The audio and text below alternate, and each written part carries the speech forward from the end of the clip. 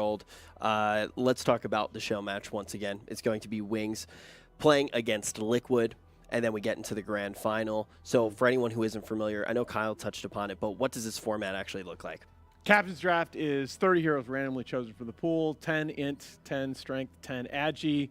Drafts proceeds basically as normal, except there are 6 bans, and all of them occur right away.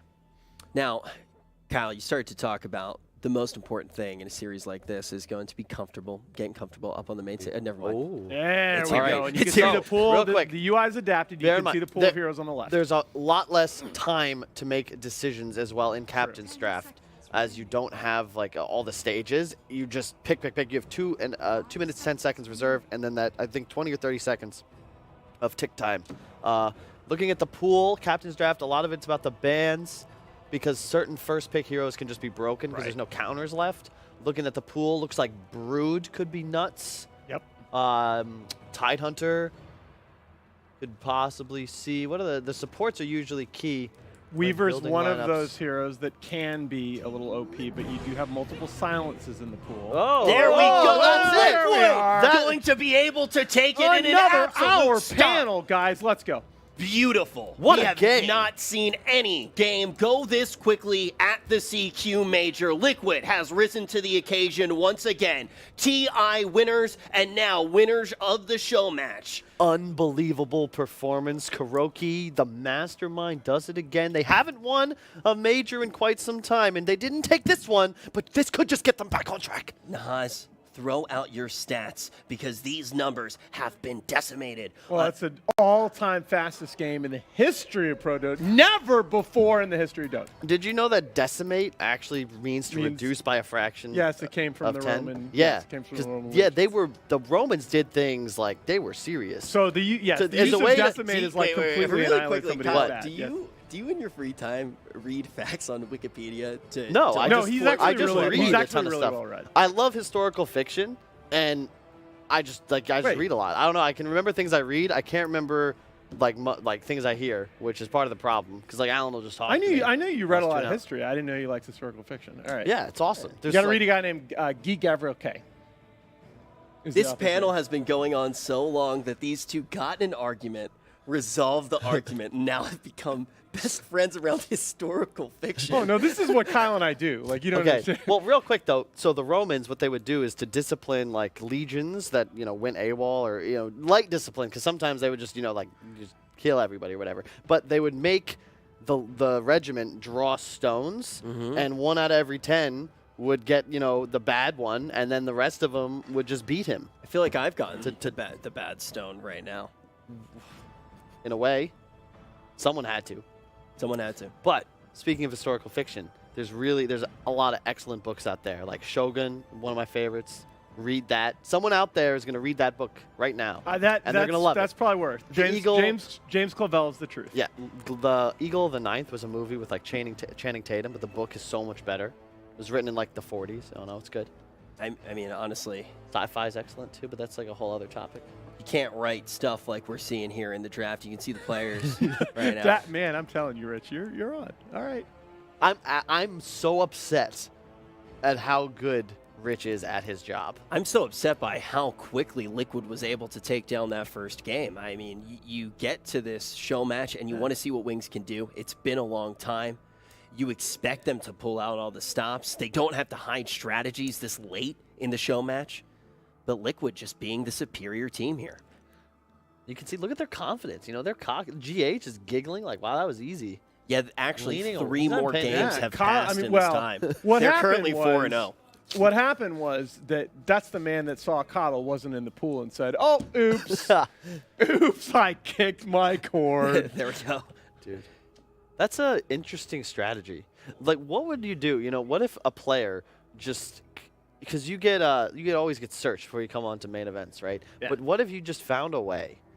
Like, you remember how in X-Men they all had plastic weapons to try and defeat Magneto? Yeah, of course. What if you had some sort of plastic-based magnetic, like, force that could disable your PC, and you just kept disabling it? Or wait, real quick. What? Puppy What paws if V2. What if you had a skeleton coated in metal, and the magnet power guy hard countered you? That sounds Whoa. like Just Whoa. really bad writing. Yeah. It really There it is. Whoa. Hey. All right. Nice. Wait a minute. Oh, wait, what? Oh, yeah. Mind control Ricky. Who picks Oh, Lich in it's a actually, show guys, match? format's changed. All random deathmatch. Wait, really? Yes! Says Really? that in the top right corner. Oh, hell yeah! That's All fun. right, all Liquid right. was saying that on They the wanted way to in. play it They on said, the bus, they yeah. said, and I quote, like, why the hell would we play Captain's Draft? Let's go ARDM. I guess that's just it, and our job's done, right? Like the end, right? Okay. Yeah, to we're explain how probably- this we're works, probably to all explain getting how this fired works, after real that. quick. You each team, I think, have 40. You have like 40 lives, and every time you die, you get a new hero. At the end of your lives, so instead of going up in kills, you go Kyle, down you've in talked lives. enough. You've talked enough. Casters, take this one away, please, please. Thank God, getting rid of Kyle. That's what needs to happen. Ladies and gentlemen, hello and welcome to the ARDM match. And with me here, I have somebody that spent a very long time with Team Wings. It is, of course, KBPQ Jack. My man, how you feeling? Great, good to be with you. First time casting in such a venue and stage, so it's going to be a lot of fun. Yeah, and we did have a hell of a lot of trouble getting this game started. Both teams were like, all right, just go ARDM, and everybody was like, fine, we're doing it. And I'm excited. This one should be really, really cool. We're going to sort of fluctuate a little bit back and forth between talking about what's happening in the game, as the spam of the sounds is going to be all over the place this time, as well as also making sure that we're talking about the history of these teams a little bit. So before we get into the action, I just want to talk to you since you spent a lot of time with Wings. TI6 happens. The entire Dota world comes together. You've got East, West, everywhere in between. Everybody loves Wings. The Wings chants, they ring out everywhere. We're not even going to talk about this kill that's about to happen. And then it felt like we didn't really have closure afterwards. As, man, we are really going to have to wait for a second here. We didn't really have the closure on the story of Wings. So can you tell me a little bit about what happened after TI? What was going on with them?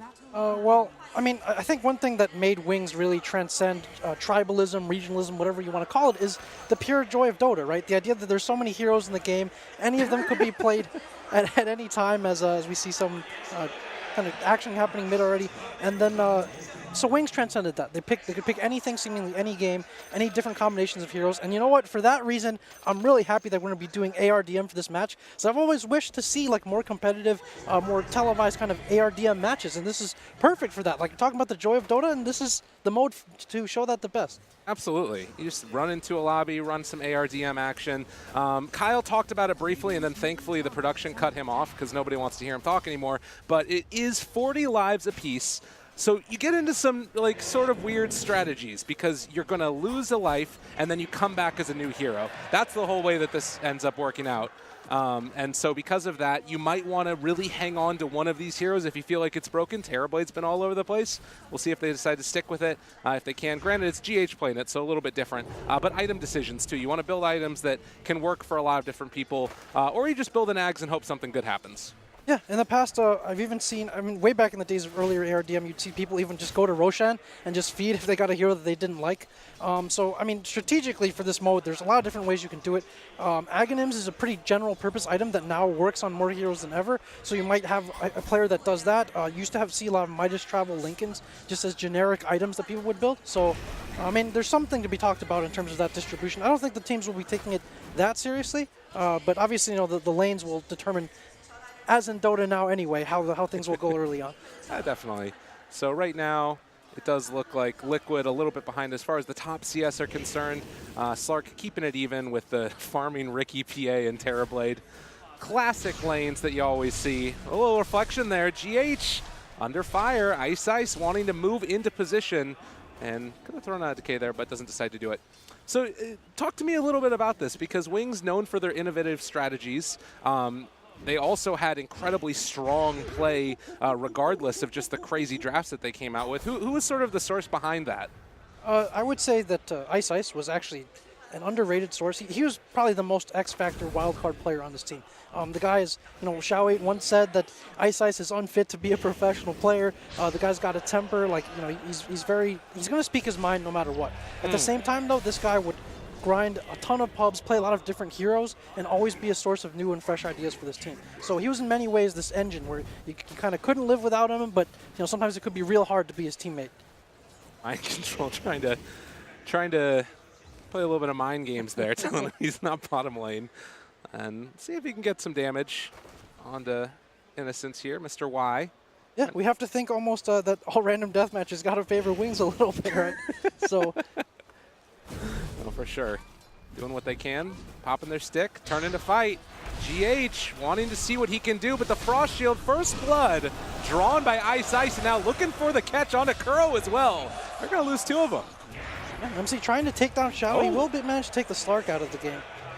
This does mean that Drow is going to be picked up, and an Alchemist for Kuroki.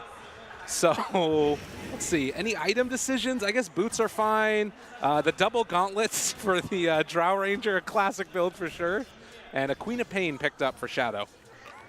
Yeah, doesn't come straight bottom and try to pick up a couple kills here. GH pretty exposed, but I think the Drow could be one of those heroes that you'd want to hold on to just so you can get 6 and go jungle super quickly and get really fun. It ain't happening, Jack. Yep. That dude's done.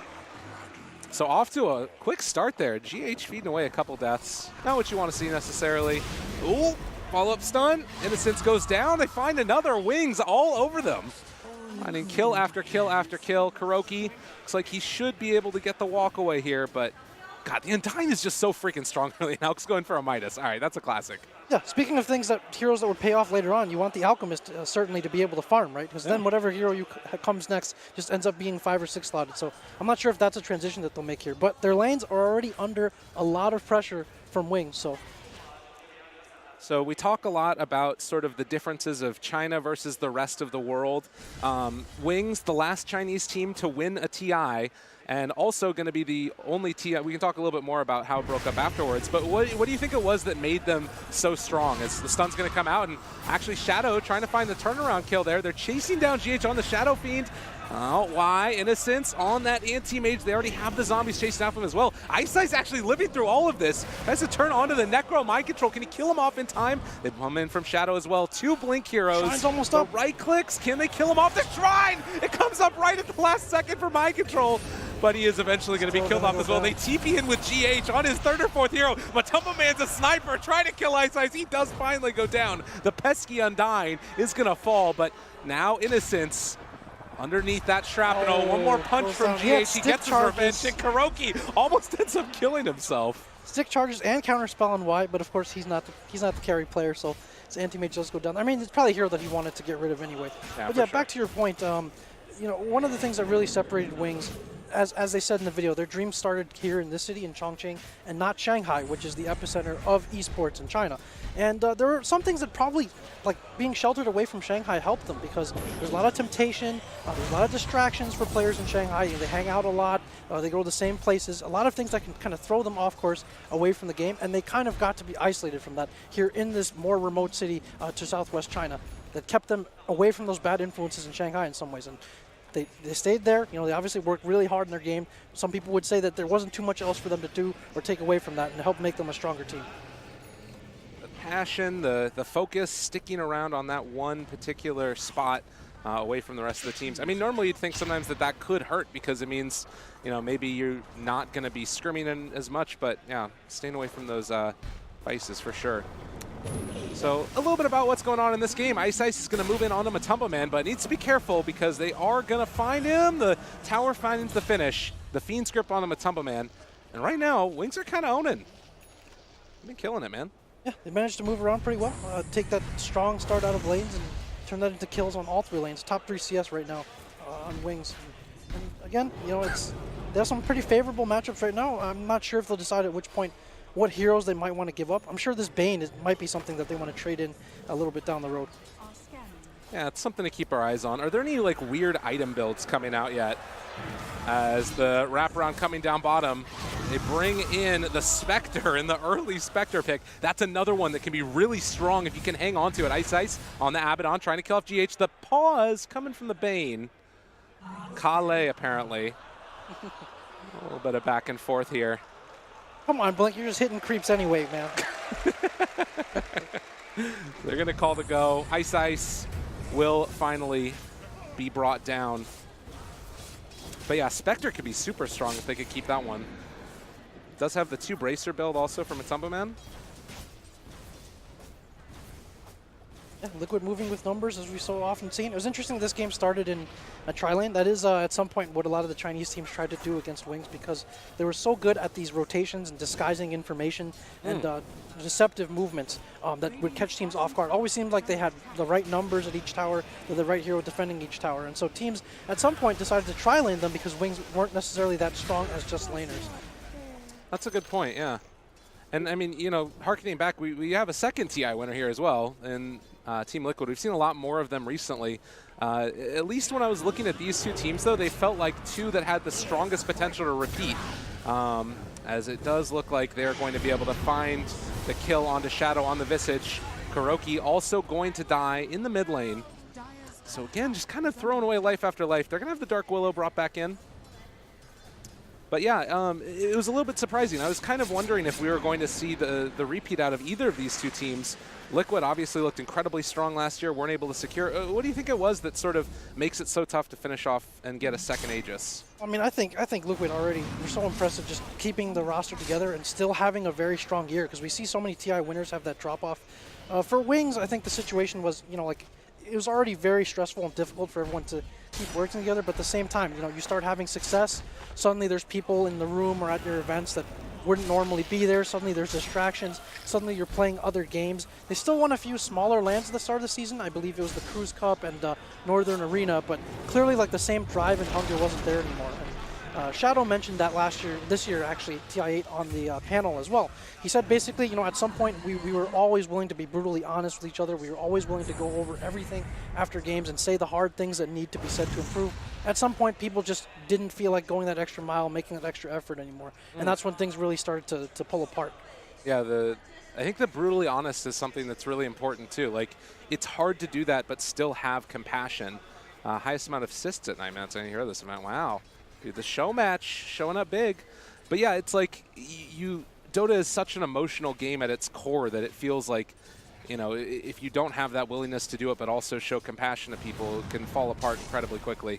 Yeah, it's a very fragile mix. 'Cause at the same time, you need to have faith in each other, but you still need to be able to challenge each other. No. It's not always easy to do that. Liquid moving well with numbers right now. Moving into position, they drop the Supernova. Doom already onto that Dark Willow, so she can't try and interrupt it by throwing out the ulti. The chase for GH, and now a stomp to follow this one if they want to. Seeing if they can keep this Dark Willow alive, but I don't think she's long for this world. Matamba Man's just going to TP out, and he definitely wants to keep that Spectre if he can. Yeah, speaking of numbers, again, it seemed like Wings back in the day played with that better than just about anyone else.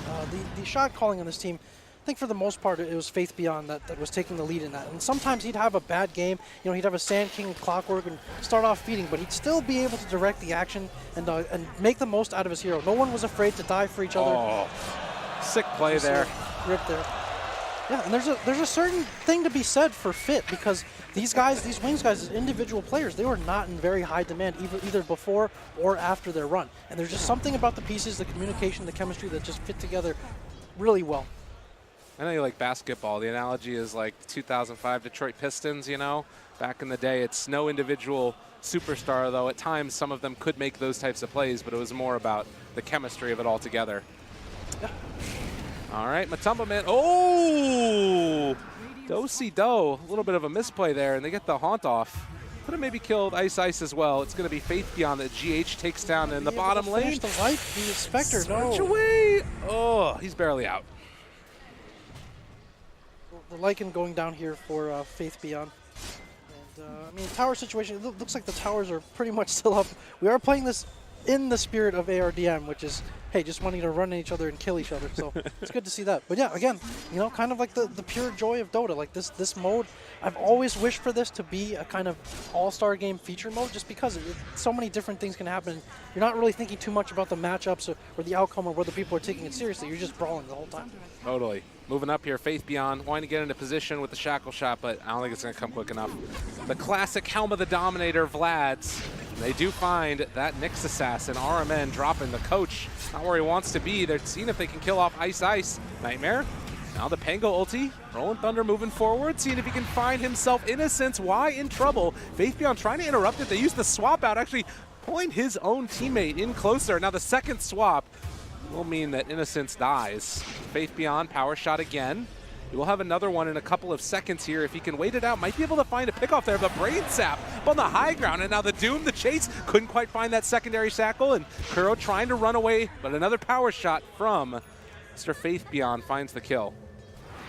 Faith Beyond was definitely one of the more naturally gifted players, I would say, of this group. He was probably in the highest demand at some point after TI in terms of other teams that wanted to be able to play with him or take him away, and just he gets to showcase that here because he's played such a wide pool of heroes. He can play such a wide pool of heroes. They even had some like jungle Bloodseeker strategy that they're working on at some point. So, oh man, very versatile player. That sounds amazing. I like that idea a lot. As Ice going to move up on an Earthshaker. Here, I believe we saw a couple of times at TI, and the Echo Slam, one more punch. Matumbo Man goes down. That's a big kill. That Spectre was getting pretty farmed and starting to snowball a little bit, just all over the map in these fights. GH onto the Oracle, trying to kill him off. The Rupture's there. This Bane has not died yet this game, and well, Innocent's just trying to walk away. Mitigates that magical damage coming through. A couple more punches. They finally killed him off, and now Ice needs to run away. This Earthshaker, he'd love to keep it, but it doesn't look like it's going to happen. And Chant Totem, a power shot, misses on everybody. They also miss on the Flame Break, but nonetheless, they will finally kill them off. A 2,000 gold lead, and a smoke up immediately. Coming from the Dire. Team Liquid wanting to make something happen. Yeah, we've got two Vlads, it looks like, on the Radiant, so a bit overlapping. There's a Travels, though, on Blink, getting that mid item so that he can get around to fights. So take a look at the Dire itemization. Ooh. Yeah, everyone's kind of just bracing up on the Dire. We got to be able to Timbersaw bots. He's ready to go. Yeah, all the bracers. I mean, this is just normal Dota at this point, right? Couldn't quite hit the shackle. All heroes go mid. That is the call. And now the roar. They want to find themselves this kill onto RMN if at all possible. And the duel trying to get some extra damage. He's going to keep that one throughout the game now. Just kind of a nice little buff as well. Press the attack. Trying to catch there. Shackle doesn't latch onto 2. And the big rolling thunder coming through. Doing so much damage. Liquid with no regard for human life. Kuro. Oh, Matumbo Man, though, he's actually getting kind of low here on this Clinks. But with Kuro throwing out the one more hit, they're going to back out yet again. Shackle does end up latching with the creep. And GH living, trying to walk away. He's barely out of there. Actually, they're going to be able to find skilled Ice maybe. Trying to lifesteal, and the lifesteal is actually working. Press the attack cuts off. Timely intervention there. These guys are playing every fight down to the wire. This is kind of beautiful execution that we're hoping to see from them. And I was going to say, speaking of versatile players, I mean, Kuro is the guy who's played actually everything in this game, right? So he was showing off there on that Pango for a little bit. Oh, yeah. So I wanted to ask you, Wings, a lot of them falling off the map. We still know that there's a couple of players that are playing competitive, but what are these guys doing nowadays? So they kind of split off a little bit after Team Random broke up. At this point, Blink is more or less retired. I think he's still open to opportunities, but he's been mostly streaming. Shadow was looking for the right situation and also turned to stream a little bit. They were talking about that at dinner the other night. Oh, nice hold sleep on a coming second. in. The sleep onto everybody, but what's the follow-up? I don't know if they actually have it. The right clicks coming from Blink is about all they can really do. The shackle afterwards, no! They catch it with the duel, the boat. It's only going to land onto one, and that sleep made all the difference in the world. The press the attack coming from Ice is also doing it, and now the Naga Siren doing a ton of damage to RMN. He goes down.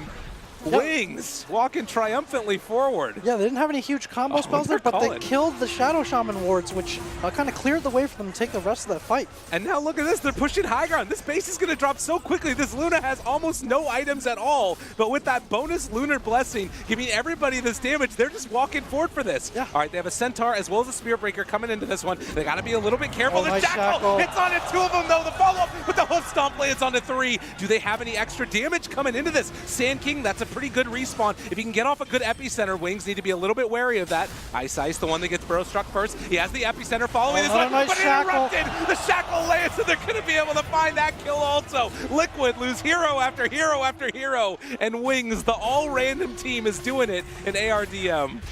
Yep, they've taken the mid-racks. They have the dominated cart, of course, was also helped them siege. But yeah, a nice display of teamwork there, as we expected from both teams. Man, what a freaking game. It's great to see ARDM work in the All-Star match. So we were talking about Blink. He's a streamer now, retired. Yeah, Shadow took to streaming a little bit too, kind of looking for a good opportunity. There was a time where Shadow tried out for like eHome's second team, which became Keen Gaming actually, like before Wings, and he didn't even make that opportunity, and so he's been a bit overlooked as a player in China, I think. And he took a lot of the blame on this team as well when things didn't go well, as we see Pursuit in the River. So it's been harder for the guys to continue their careers afterwards. Obviously, Y and Faith Beyond formed the new nucleus of the younger generation of eHome, and obviously they took their minor win to a pretty good performance at this major as well. But that's where they are at the moment. Ice continued to play on Sun Gaming with Blink for a bit, and I think he's still trying to play at this moment. See a smoke onto Ice top. They got him caught. Isolated. Yeah, he's dead. That Legion Commander was doing a lot of work there with the press the attack. Matumba Man giving him the tip. Love to see it. But they've been able to make these heroes work pretty well. The Luna has finished off the whole pipe and has the bots as well. It's going to come into this lane. So they've gone from the just pretty much max aura items, it feels like. Yeah, no one going for the super greedy builds. Actually, you can see a kind of a difference in itemization. I would say there's more quote-unquote individual items coming out from Liquid. Yeah. You see the armlet, there's blade mail, as we see another fight breaking out here in the jungle.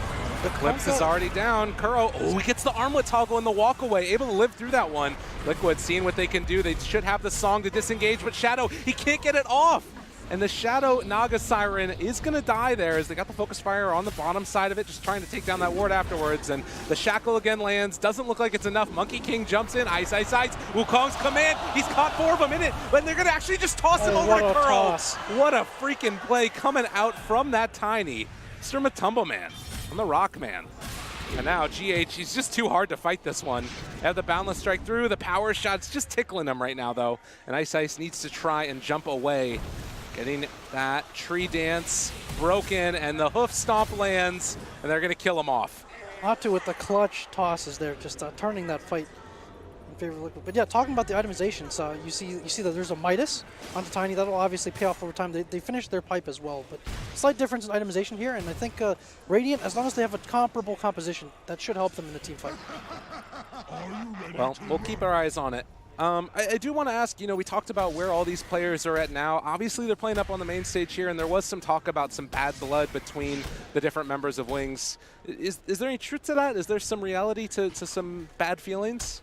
There was at the time, because with their contract difficulties, they according to them, they kind of made a pledge to stick together and stay together through that. But ultimately, like some people accepted their own offers and went their own direction. So there definitely was some hurt and some bad blood over that. But last year, they had the award ceremony where Wings finally got their championship rings together, I believe, at DAC. And I think by then, it'd been people going their own direction and bygones being bygones. So this time when they met up, it's a little bit different story. People reminiscing again. You see in the video, just kind of thinking about old times. So it's a good reunion now. All that stuff is buried.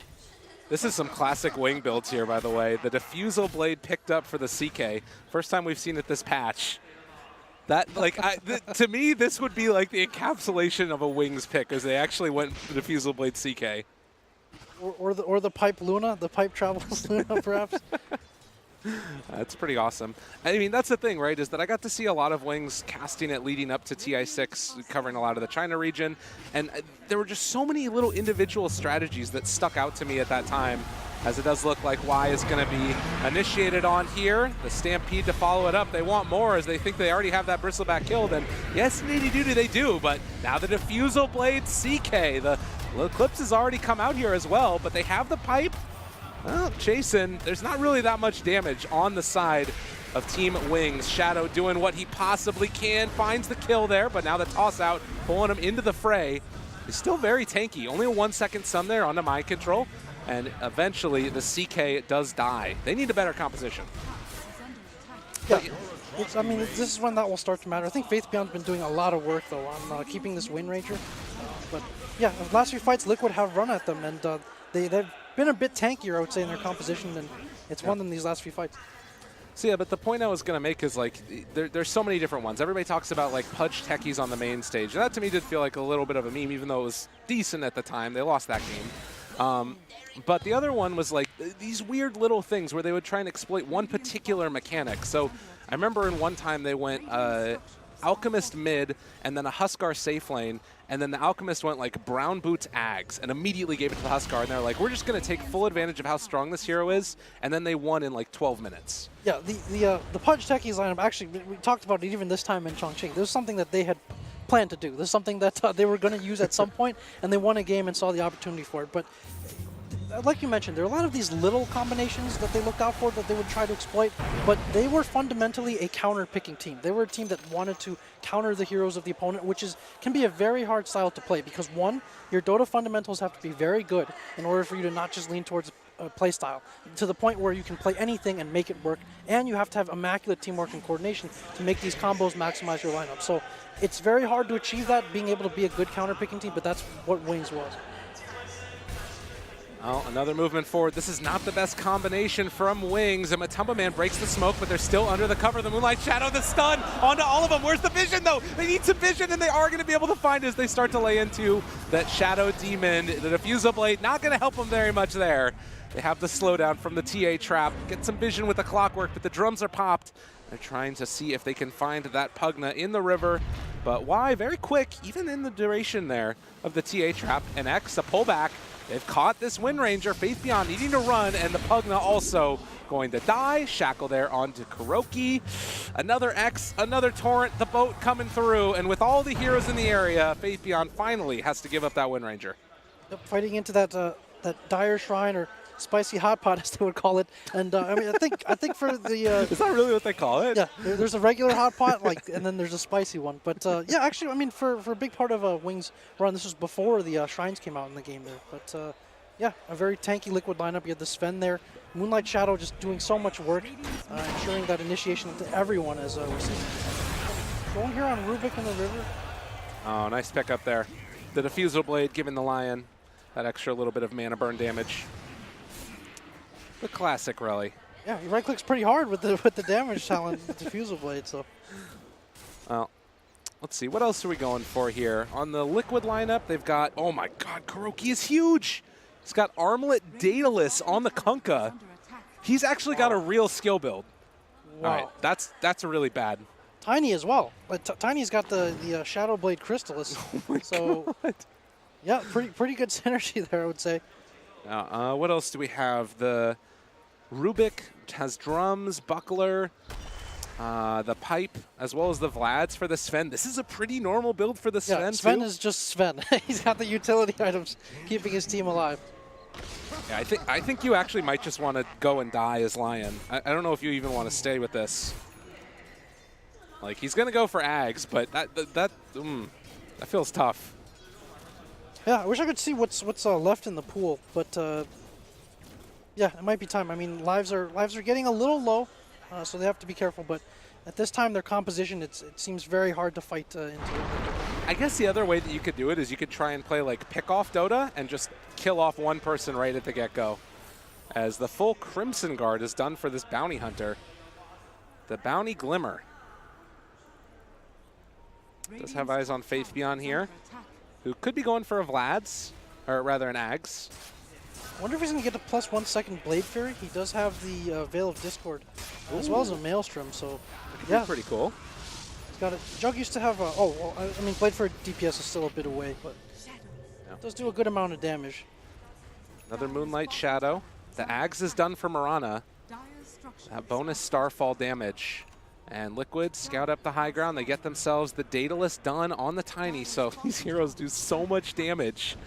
And it looks like Kunkka has a Rapier queued up, so Kuroki sparing no expense. The Aghanims, as we see, Arman might get caught out here. The Aghanims Mirana is actually perfect. It was in the meta very much at that time. Man finds Ice, excuse me, only two of them. And now Sven, the Hogs push back, not bad there either. Shadow, you gotta be careful as the chase is coming. The amplified damage was there from Y as well. Matumba Man being kind of controlled, but mind control on top of Shadow, and he eventually is gonna die. Veil out already to Omni Slash onto Matumba Man, and then looks like the Tiny is finally gonna go down there. So a pretty big win, being able to take away the Tiny from the team fight that they've got, and now Liquid just gonna try and disengage. Yeah, we're back to a 3-on-3 here. Liquid have to be careful if they want to fight here. They kind of pass by each other, but yeah, it was a pretty big kill onto Matumba Man as well, because his next hero may be very well or very poorly suited for this itemization that he has. Oh, got the RMN Pudge. That's pretty cool. I can dig it. And a Troll Warlord for Ice Ice. His skill build, not necessarily the greatest for it. It looks like it's going to be an OD for the for Matumba Man. At least that's what's queued up on it. Oh my God. And Faceless Void Shadow. That is a huge one for him. Has Diffusal Blade as well as the Yasha. Shadow with the classic build in the day. How crazy if they end this game with, with the, we see some Coddle, Venomancer, Nature's Prophet coming out. I've yet to see these heroes. Oh, there's going to be the hook pull back, but the Exit's not combo together perfectly. And now Shadow looking forward, but they're able to get the crunch on him. They're keeping him controlled, and Shadow finds the Chronosphere, trying to keep their buddies alive, and isn't going to be enough. It's just so freaking tanky on the side of Liquid and Shadow. As soon as it came out, he needs to get the time walk away. Shadow Faceless Void. Crush yet again from Innocence. They're able to get the hook, lands onto Ice Ice, going to throw out those whirling axes, but they're still under the cover of the Moonlight Shadow, and now trying to kill off RMN, but don't really have the damage there. Matumba Man with the Daedalus doesn't have the highest in pool in the world, but he does still have the Sanity's Eclipse. Yeah, this fight is going on and on, but I would say if it drags out a little bit, Wings have a pretty good chance here. They want to get Amp onto all of the heroes, of course, threatening Roshan as well. And Shadow going to have them Manta style. This is one of those late game heroes that can really change our ARDM. I feel like, particularly when it's somebody who's so comfortable on it. Yeah, absolutely. They're gonna have to fight around their ults as well and wait for that that chrono. But how fitting would that be if everyone's getting their heroes again? We haven't seen some of the Liquid stables from TI7 yet. I think there's a good chance. Stun there onto the Sven, but they're just gonna wait for the moment. Ice Ice throws out the axes first. Oh, got him caught. Lots of damage. And that's going to be a dead Juggernaut. I think you might be okay with that given the Juggernaut's build. We'll see kind of what comes out next. That's true. It's really not the best, is it? Same thing for Troll. And it looks like they are not, as of yet, going to be able to catch the Troll, who's going to keep on heading north. Tinker is what's coming out for next time around. I see. He might want to sell some items to ensure that he gets that travels. Actually, yeah, that's the case. GH turned upon. They throw out the X there onto the Troll though, and that's going to stop the push. So real quickly, I mean, we talked about it a little bit, but do you want to go at all more in depth into what happened with the breakup? Yeah. I mean, they. Basically, long story short, they felt that oh God! All right, we're gonna have to hold that thought for a second because Shadow just dodged away from the Sanity's Eclipse and they kill off Matumba Man. All right, continue on. This crowd is reliving because at that TI when Shadow was playing Void, the crowd would be chanting for bash, bash, bash, and that's exactly what they managed to relive and do just now in these last few fights. Crush comes out. But they catch the arrow onto the Pudge, and Wings making a little bit of a comeback here, but the Torrent, the boat, it's going to connect onto two, and Mind Control lane into them. The Psyblade's doing so much, but Ice Ice did go into that Berserker's Rage, and that's keeping him alive here. Unkillable. As RMN trying to see if he can run down Blink, but a couple more punches, and the deny comes out. Still counts towards the death total. I think you're okay with that. The Troll was not itemized ideally at that point anyway, so maybe something more team fighty. Let's come out for them. But yeah, basically they felt that they were being treated a bit unfairly by the organization, which did not really seem to prioritize Dota, even though they were world champions. They wanted to put their resources into something else. There was also this prize and like backed pay that was owed to them as well. So at some point, they no longer wanted to be part of the organization. But the organization was, of course, part of basically ACE, which is a representative of all the different big clubs in China. And so there was a certain process, a certain set of rules by which that had to be done, or there would be punishments. So long story short, that's basically what led to that trouble and them becoming random. And the fallout that happened afterwards is basically, when the players decided to go their own separate directions and different teams wanted them, did some break the rules? Did some find their own ways to get the players? And so, yeah, that's basically, that's that in a nutshell. In a nutshell. Well, We do have a couple new heroes that have spawned in the meantime. Silencer is there with the Daedalus, and that's Matumba Man playing it. We also have Disruptor with Blink, Crimson Guard, Glimmer Cape, not the best item in the world, but not terrible either. And then, of course, the big one is going to be Lesh, who does have his way towards the Aghanim Scepter. So being able to throw out the extra hits of the Lightning Storm. But the other big thing that's changed is now Kunkka has a Rapier and is queuing up another one. I love this from Kuro. Like, you know what? You're playing ARDM. It's a show match. Go balls to the wall. Make it happen. Yep, no doubt about that. Faith Beyond did sell. It looks like he sold his helm to get that Travels. Global. Punch, but the Manta, and then the walk away. Yeah, Faith Beyond getting those Travels. But also the Mjolnir, because why not? It's a pretty good synergy right now coming out from Wings. They have the Void. They have a lot of damage that kind of goes well with Chronosphere. A bunch of disables that they can chain. So they have the tools certainly to turn this one back, but one swing of Kunkka's sword feels like it can just end them at this point. Yeah, and the other thing is that change where it's doing less damage is predicated upon having high armor, and looking for Kuro. Not all these heroes have incredibly high armor. If they can catch him, this would be a tasty treat, finding themselves the Kunkka, and they got him caught there in the Chronosphere. That's going to be Rapier on the deck for Shadow. Is he going to pick it up? Yes, he has it, and now Liquid need to be very, very wary, although this is a heart. GH on the spin, needs to jump away. The Time Walk now trying to run out of here. There's no Chronosphere. This fight is still a little bit scary for them, but RMN going to be the one that gets chased down. The big crush comes out from Y, and now they're starting to lay into that spin. All of the damage as well as the bashes, and it's making it happen. The bash chant comes from the crowd, and they kill off 4. 19 KD lead down to 1. How many times have we seen this? Wings far behind in a match. Feels like they lost every single team fight, but there's just a chance for them to take one big fight to win the game.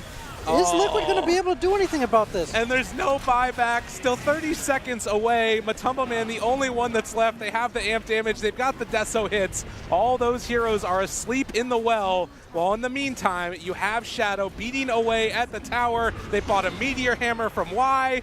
And Matumba Man also will fall.